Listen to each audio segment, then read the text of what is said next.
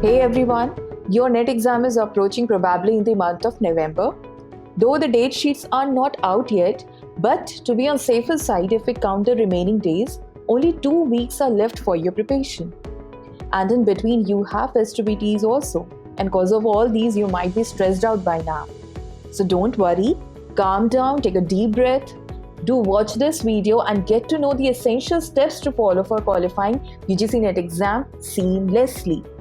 The steps which I am going to share in this video are already known to you, but important is that how you are going to execute this. See, there is no fixed formula or mantra for cracking any competitive exam, right? So the difference which is going to make is your approach, your dedication and your patience, right? So let's start this video. So point 1 is pay attention to paper 1. If you are undermining the importance of this paper, you are actually committing the blunder. So one thing you should take a note that under paper 1, some of the questions could be solved through rationality approach or through common sense, but for some of them you need to know the concept, right? Like research is there, Indian logic, reasonings, and there are other things which is given in your syllabus, right? So you must know some crucial aspect which has been frequently asked in the past year paper.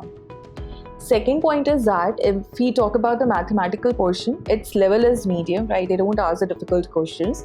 So you can track down the technique to solve them, right? Don't forget to practice data interpretation question because it is a must-come topic.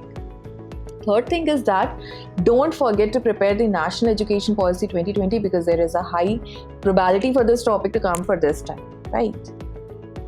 Second point is that how should you divide your attention to core and minor subjects in paper 2, which is law paper. So your focus should be more inclined to core subjects. Now the point is that how you are going to wrap up core subjects in less time and effectively. So what you should do is just be thorough to the BARE Act, right? Recent amendments and the landmark judgments, right? Especially if we talk about Constitution, the BARE Act reading, the index reading, it will be great helpful for you, right? Especially in the last minute.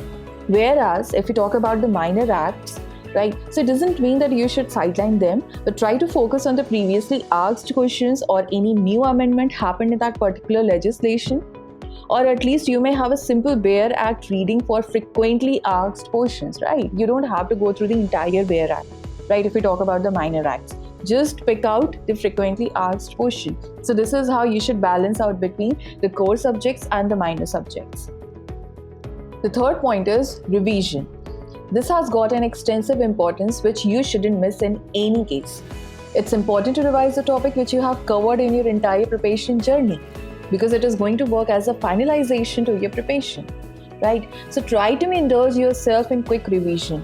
It means try to see the pointers or the core word out of that topic and this will help you to remember that topic well.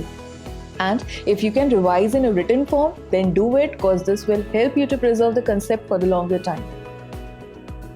The fourth point is solving mocks and previous year paper. You can find them online or offline, the choice is yours. Still, if you're not able to find them, then try solving previous year paper because this will definitely going to help you. It is advisable that at least take 7 to 10 days exclusively for solving mocks, questions and figure out that in which area you are committing mistakes and work on that. And if you have done well in solving questions, then don't forget to reward yourself because this is definitely going to boost up your confidence. The fifth and the last point is don't forget to take short breaks. So you can do this like if you have studied for 40 minutes, then take break for 5 minutes. Or you can fix your timings at your own convenience. And don't loosen your hope and dedication, whether you have sound surrounding for study or not.